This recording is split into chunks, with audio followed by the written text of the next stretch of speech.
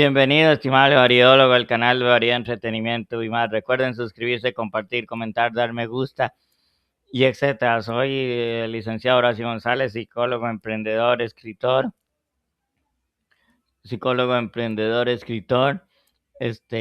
productor y ejecutivo de la revista de Humanidades Psicotub y su agente catalizador profesional. Y vamos a seguir con las psicografías de Gordon Willard Allport, hermano de Floyd Henry, porque él le contribuyó con la psicología social, aunque su enfoque más es de teorías de la personalidad. Vamos a desarrollarlo con la profundidad requerida y adecuada para que psicobiografía sea la sección más querida y más completa y gustada por todos. Así que adelante, comencemos. Ok. Psicobiografías: Gordon Allport. Gordon Willard Allport, Montezuma, Indiana, 11 de noviembre de 1897, Cambridge, Massachusetts, 9 de octubre del 67. Fue un psicólogo estadounidense, uno de los primeros psicólogos dedicados al estudio de la personalidad, y a menudo se le considera como uno de los fundadores representativos de la psicología de la personalidad. Contribuyó a la formación de la escala de valores y rechazó tanto el enfoque psicoanalítico de la personalidad, del cual se pensaba que muchas veces era excesivo y profundamente interpretativo, como el enfoque conductista, del que pensaba que no era lo suficiente. Puso énfasis en el carácter único de cada individuo y la importancia del contexto presente, en contraposición a la historia pasada, para entender la personalidad. Continuemos. Allport tuvo una influencia profunda y duradera en el campo de la psicología, incluso aunque su trabajo se cite menos que el de otras figuras más conocidas. Parte de su influencia es derivada de su habilidad para abordar y conceptualizar extensamente temas importantes e interesantes, por ejemplo, rumor, prejuicio, religión, peculiaridades. Otra parte de su influencia viene de la impresión profunda y duradera que dejó en sus alumnos durante su larga carrera como profesor, muchos de los cuales llegaron a tener importantes carreras en psicología. Entre ellos se encontraban Jerome S. Brunner, Anthony Greenwald, Stanley Milgram, Leo Cartero, Claudio Naranjo, Thomas Pettigrew, M. Brewster Smith. Su hermano Floyd Henry Allport fue profesor de psicología social y psicología política en la Escuela Maxwell de Ciudadanía y Asuntos Públicos de la Universidad de Syracuse, en Syracuse, Nueva York, Estados Unidos, desde el 24 hasta el 56. Profesor afiliado en la Universidad de California, Berkeley. Un estudio titulado Revisión de la Psicología General, publicado en 2002, situó a Allport en el número 11 como psicólogo más citado del, del siglo XX. Biografía: Allport nació en Montezuma, Indiana, el más joven de 4 hijos, John Edwards y Nellie Edith Weiss Allport. Cuando Gordon tenía 6 años, la familia se había mudado muchas veces y finalmente se estableció en Ohio. Hizo la educación primaria en colegios públicos de Cleveland, Ohio, donde su familia se instaló cuando tenía 6 años. Su padre era un médico rural que tenía consulta y hospital en la casa familiar. A causa de las instalaciones inadecuadas que había en los hospitales de esa época, el padre de Allport convirtió su casa en un hospital improvisado, del que residían tanto pacientes como enfermeras. Gordon Allport y sus hermanos crecieron rodeados por los pacientes de su padre, las enfermeras y el material quirúrgico, y a menudo tanto él como sus hermanos ayudaban a su padre en la clínica. Allport relataba que atender la oficina, lavar botes y tratar con pacientes fueron factores importantes de mi entrenamiento temprano. Durante ese tiempo, el padre Allport se le utilizó como propaganda en un artículo de Samuel Hopkins Adams en la revista Collier sobre curas medicinales fraudulentas. Más tarde lo reeditaron con el libro The Great American Fraud: Articles on the Nostrum Evil and Quackery. Mientras gran parte del libro está enfocado a gran escala, publicada en gran medida la medicina patentada disponible en el cambio siglo, el autor sostiene que Allport nunca hubiera podido encarnar este artículo si no fuera por los esfuerzos de ciertos facultativos de Cleveland. Alport fue criado por diagnosticar y tratar a los adictos de morfina por correo, simplemente con cartas en vez de citarles en persona. Tras recibir una carta de Adams detallando su falsa dolencia, Alport le contestó por correo diagnosticando a Adams como adicto a la morfina y le envió dosis del sistema del doctor J. Edward Alport destinado a curar a los adictos a la morfina.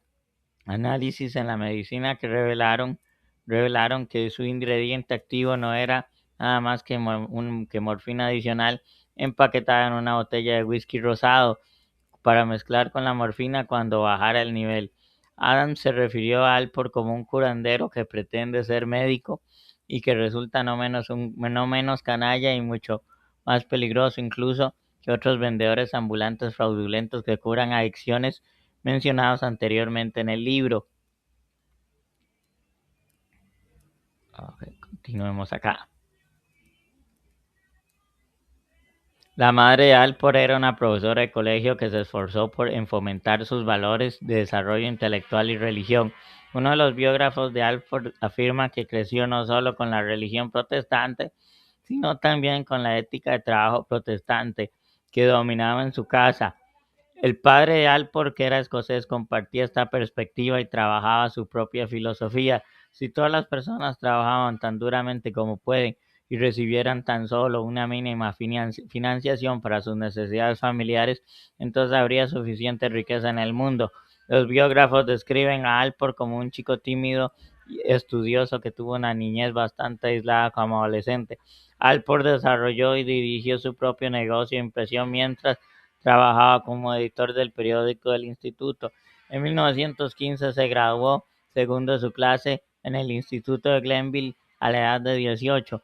Consiguió una beca que le permitió acceder a la Universidad de Harvard, donde uno de sus hermanos mayores, Floyd Henry Alport, hizo su doctorado en psicología. Mudarse a Harvard fue una transición dura para Alport, porque los valores morales y el clima eran muy distintos a los que había en su casa. Aún así, consiguió su diploma en filosofía, economía, no psicología. En 1919, su interés en la convergencia de la psicología social y la psicología de la personalidad era evidente en el uso del tiempo libre en servicio social en Harvard, llevando un club de chicos en Boston, visitante para la sociedad de la familia y servir como agente de vigilancia voluntario, buscar casas a los trabajadores de guerra y ayudando a estudiantes extranjeros.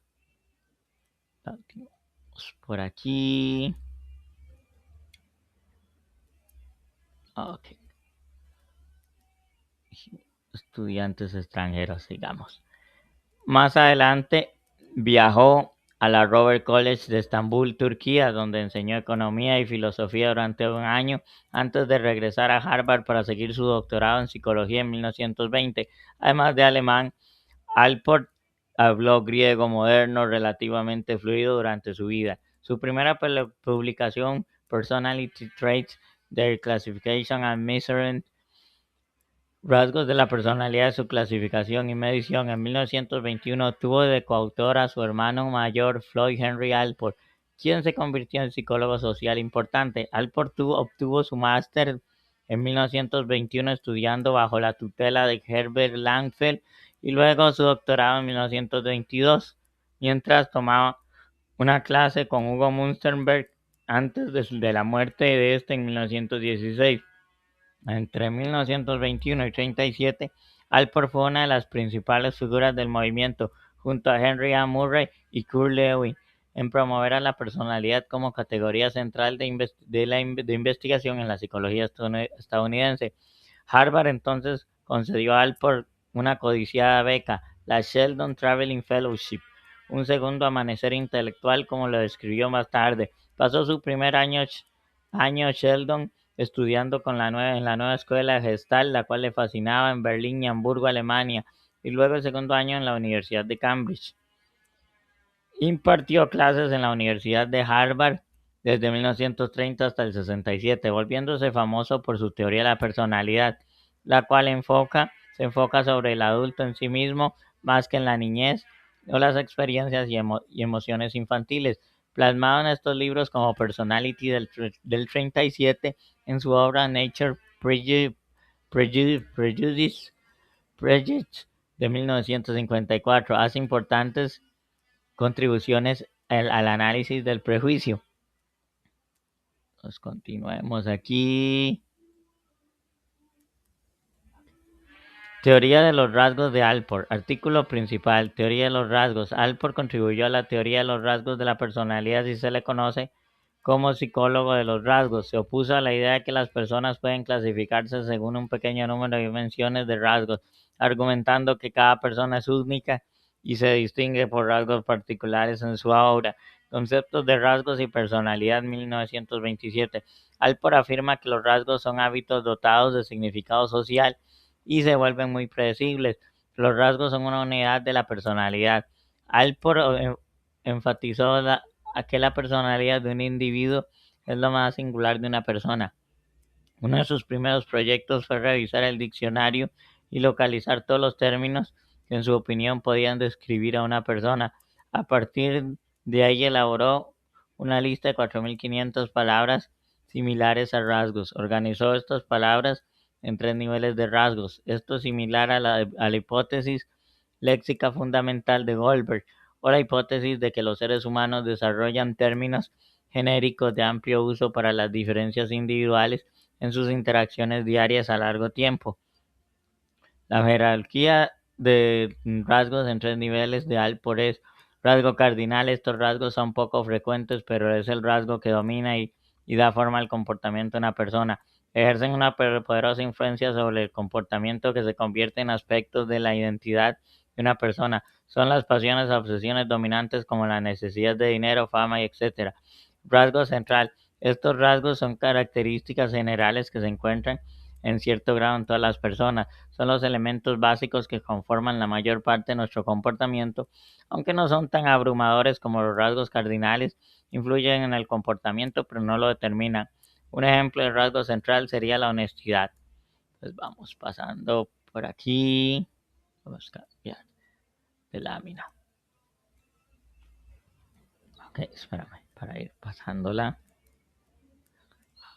Ok, dijimos sí, la honestidad. Rasgo secundario. Estos rasgos se encuentran en el nivel inferior de la jerarquía y no son tan evidentes como rasgos centrales menos influyentes. Los rasgos secundarios son características que solo se ven en determinadas circunstancias, como los gustos particulares que pueden conocer un amigo muy cercano. Deben incluirse para ofrecer una imagen completa de la complejidad humana. En general, la jerarquía de los rasgos en 3 niveles de Alport proporciona un marco para comprender los distintos niveles de rasgos que conforman colectivamente la personalidad de un individuo.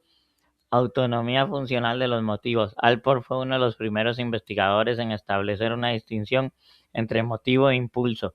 Sugirió que una pulsión se forma como reacción a un motivo, que puede superar al motivo con razón y un comportamiento. La pulsión se vuelve entonces autónoma y distinta del motivo, tanto si éste era distinto como si era otra cosa. La idea de que las pulsiones pueden independizarse de los motivos originales de un determinado comportamiento se conoce como autonomía funcional. Alport pone el ejemplo de un hombre que busca perfeccionar su tarea u oficio. Su motivo original puede ser un sentimiento de inferioridad arraigado en su infancia, pero su diligencia en el trabajo y el motivo que adquiere más tarde es la necesidad de sobrevivir en la profesión elegida, que se convierte en un impulso del hombre. Alport dice que la teoría evita el absurdo de considerar a la energía de la vida ahora en el presente, como si de algún modo consistiera en formas arcaicas primitivas, instintos, reflejos prepotentes o el id nunca cambiante. El aprendizaje crea nuevos sistemas de intereses, al igual que nuevas capacidades y habilidades. En cada etapa del desarrollo, estos intereses son siempre contemporáneos, lo que impulsa y lo impulsa a la hora. Ok, vamos por aquí. Desarrollo del propium. Vamos a continuar aquí. El sentido del yo corporal, primer año, cuando se percibe cuando los bebés pueden comprenderse a sí mismos a través de las sensaciones y averiguar lo que les confluye y el que no. Sentido de identidad propia, segundo año, aunque la comprensión de quiénes son por tener un significado en su nombre tienen, estos pueden entonces darle un sentido de cómo son y de lo que puede significar socialmente. Sentido de la autoestima, tercer año, al tener un sentido de quiénes son en esta etapa, quieren tener una forma de independencia que pueda alejarse de la supervisión de los adultos. Sentido de autoextensión, cuarto año. En la etapa el niño puede ver su cuerpo y extenderse hasta los juguetes. Las palabras parecen enunciarse en su mente, que en su mente son las mías. Y surgimiento de la autoimagen, cuarto, sexto año. Parece haber una conciencia del yo bueno y del yo malo por parte de los niños para hacer surgir lo que esperan que los demás esperen de ellos. En esta etapa se plantean ciertos objetivos que van para sí mismos. Emergencia del yo como cooperación, sexto año al duodécimo año. En esta etapa se toma conciencia de que los pensamientos pueden ayudar a resolver problemas que tienden a pensar mucho sobre su pensamiento. Surgimiento del esfuerzo procreador, duodécimo año hasta la adolescencia. Esta etapa se cree que se construyen metas futuras para dar sentido a la propia vida. Al por considerado que una persona sana crea problemas al plantearse metas futuras que en muchos casos pueden verse como inalcanzables. Este sentido de crear metas a largo plazo se establece para diferenciarse de otras etapas e incluso de tener una personalidad sana o enferma. Surgimiento del yo como creador, como, como conocedor, la edad adulta. Un momentito. Ok, sí, vamos bien. Vamos a pasar de lámina. Sí, ok, el yo así como conocedor de edad adulta. En esta etapa final, el yo se ve como un conocedor que puede ser consciente de las otras 7 funciones propias y superarlas. Cuando se ha pasado por todas las etapas, parece utilizar varias o incluso sobre las tareas y experiencias cotidianas. Contacto con Freud. Una vez se hubo doctorado, Alport tuvo la oportunidad de visitar Austria en el 22. Estando en el país bávaro, fue a Viena para hacerle una visita a uno de los más famosos psicólogos de la historia, Sigmund Freud. En la consulta del psicoanalista Alport, quien se encontraba nervioso por estar ante uno de los grandes, empezó a explicarle un caso con el que se había encontrado viajando en tren. Sentado en el vehículo se había encontrado con un niño que iba con su madre, que tenía miedo de ensuciarse, rechazando sentarse en el lugar donde antes lo había hecho un hombre de apariencia no muy arreglada. En base a este hecho, Alport le explicó a Freud que había hipotetizado que el niño había adquirido esa fobia a partir de su madre, que tenía una experiencia dominadora. Okay. Vida profesional y sus últimos años. Vamos a pasar por aquí.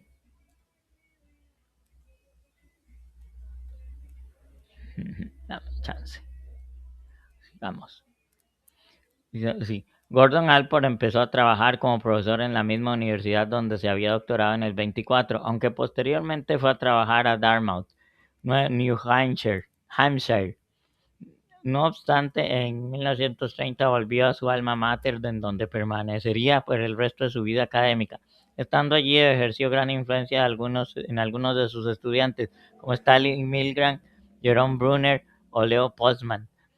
En los años que trabajó en la Universidad de Harvard se convirtió en un destacable e influyente miembro de la institución, trabajando allí hasta el año 67. En el 31 participó en el comité que se encargó de inaugurar el Departamento de Sociología de esta universidad.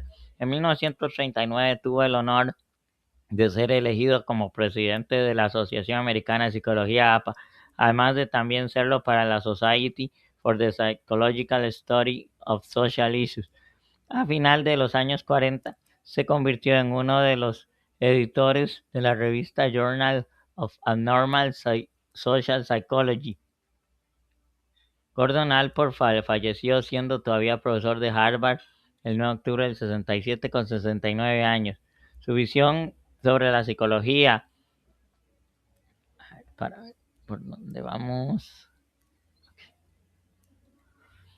Su visión sobre la psicología a raíz del contacto con Sigmund Freud, Gordon Allport pudo ver cómo el psicoanalista austriaco hacía que una anécdota simple vista en un lugar cotidiano fuera todo un análisis en busca de un profundo trauma o represión en la memoria del norteamericano. Esta visita a Viena supuso un importante hecho en la vida de Allport, dado que fue motivo para ser crítico con el psicoanálisis, pero también con el conductismo propuesto por otros grandes psicólogos como Burroughs, Frederick Skinner. Con respecto al psicoanálisis, Alport consideraba que tendía a profundizar demasiado en base a acontecimientos de la vida mundana, ni siquiera estar necesariamente relacionados con la vida del paciente. En cambio, en relación con el conductismo, que era la visión dominante en los Estados Unidos, Alport pensaba que se centraba demasiado en los resultados sin contextualizarlos, sin darle un mínimo papel para los procesos inconscientes que podrían explicar la conducta. En base a esto, Alport rechazó por completo ambas visiones, sino que optó por una perspectiva ecléctica, combinando para su entender lo mejor que ofrecían tanto el psicoanálisis como el conductismo. Ok, vamos a pasar aquí. Entre sus obras de autoría, Studies in Expressive Movement with Vernon P. 1933, Nueva York, Macmillan, Attitudes in a Handbook of Social Psychology, con editorial C. Mornington, 1935, Worcester M. A. Clark University Press, Personality, A Psychological Interpretation, 1937, Nueva York, Hod, Ray Harn and Winston. The Individual and His Religion, A Psychological Interpretation, Oxford, England, Macmillan, 1950. Letters from Jenny, 1965, New York, Harcourt, Brace, Jovanovich. Becoming Basic Consideration for a Psychology of Personality, 1955, New Haven, Yale University Press. The Nature of Prejudice, del 54 al 79, Reading M.A. Addison Wesley Pop.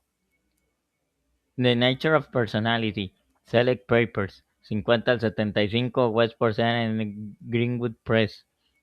The Person in Psychology, 1968, Boston Bacon Press.